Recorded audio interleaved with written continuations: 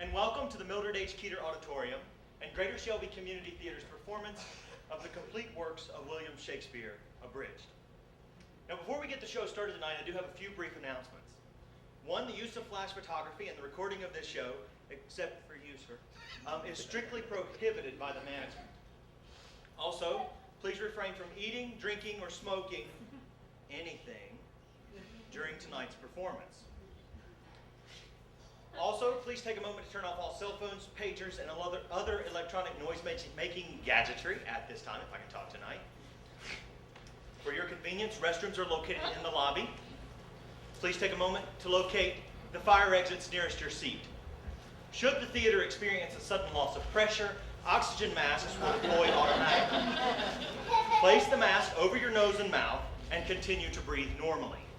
If you are in the theater tonight with a small child, please place your own mask on first and let the little bugger fend for himself. Now, please allow me to introduce myself. My name is Joseph Hurd, and tonight my two colleagues and I will attempt a feat which we believe to be unprecedented in the history of theater. That is, to capture, in a single theatrical experience, the magic, the genius, the towering grandeur of the complete works of William Shakespeare.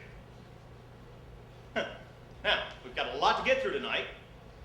So, without further ado, I'd like to introduce one of America's preeminent Shakespearean scholars. He graduated with a bachelor's degree from Duke University, where I believe he read 2 books about William Shakespeare. Please welcome me in joining to the stage, Mr. Chris Huffstetler.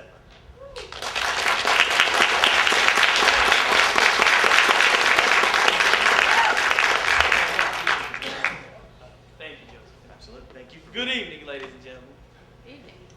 William Shakespeare. Poet, playwright, actor, philosopher. A man whose creative and literary genius have had an immeasurably profound impact on the consciousness and culture of the entire English-speaking world. But yet, how much do we inhabitants of the 21st century actually know and appreciate the tremendous amount of work in this single volume? Well, too little, I would argue, and I think I could prove my point by conducting a brief poll here tonight. If I could have some house lights, please, Bob. Thank you. Now, you're obviously a theater-going crowd of both average cultural and literary experience.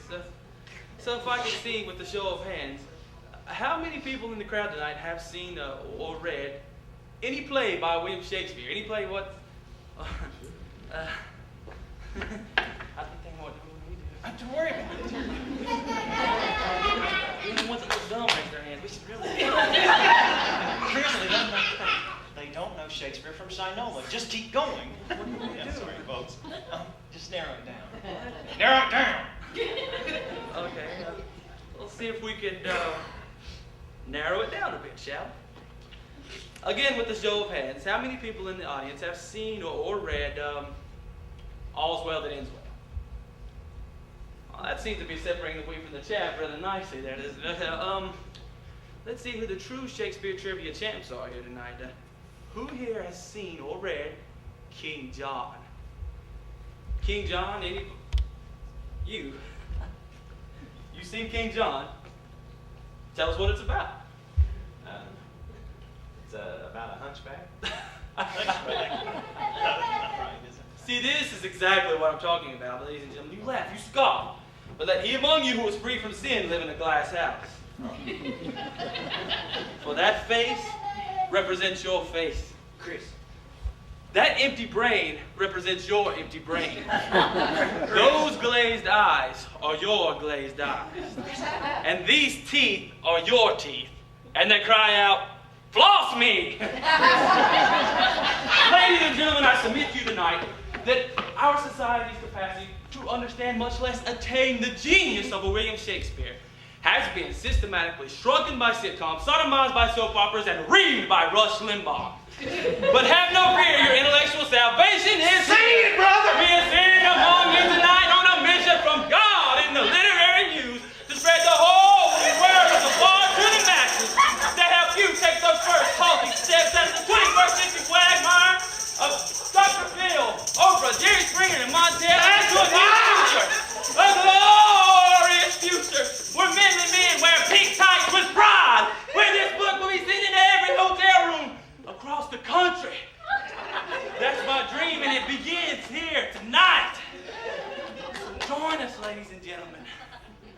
join us by taking those first brave steps down the path of intellectual by opening your hearts or your wallets.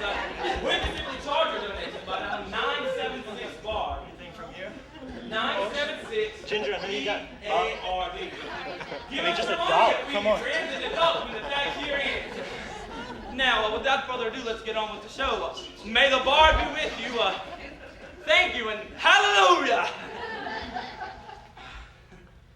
Someone gave us money.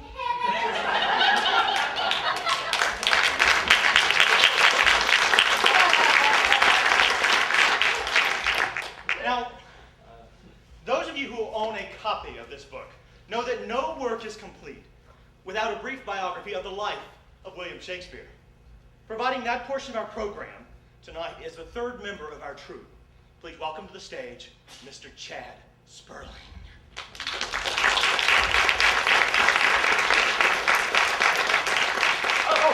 Sorry. No. Sorry, folks. Sorry. Well, thank you, guys. As you can see, I'm not really a member of the audience. I fooled you, didn't I? I took some notes on Shakespeare's life so we could get this show off to a great start. And so you can know what Shakespeare did and where he was born. Just on with it. Okay. William Shakespeare.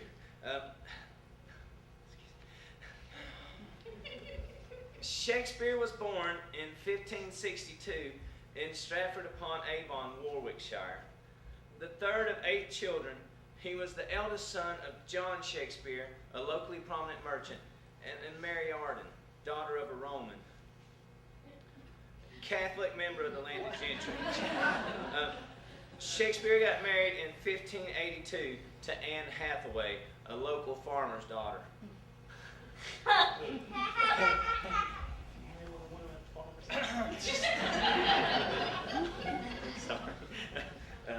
Shakespeare is said to have left Stratford after he was caught poaching in a deer park belonging to a local justice of the peace. Shakespeare arrived in London in 1588. By 1592, he had achieved success as a playwright and as an actor. By 1609, though, his dramatic production had decreased, and he spent more time in Stratford, where he dictated to his secretary, Rudolf Hess, the work Mein Kampf, in which he outlined his plan for the restoration of Germany to political power in Europe. After reoccupying the Rhineland zone between France and Germany, Shakespeare annexed Austria, the Sudetenland, and the rest of Czechoslovakia. And on September the 1st, 1939, Shakespeare invaded Poland, thus precipitating World War II. I never knew that. Shakespeare stayed in Berlin, where he committed suicide with his mistress, Eva Braun. Shakespeare is buried in the church of Stratford. Thank you. Thank you, Chad.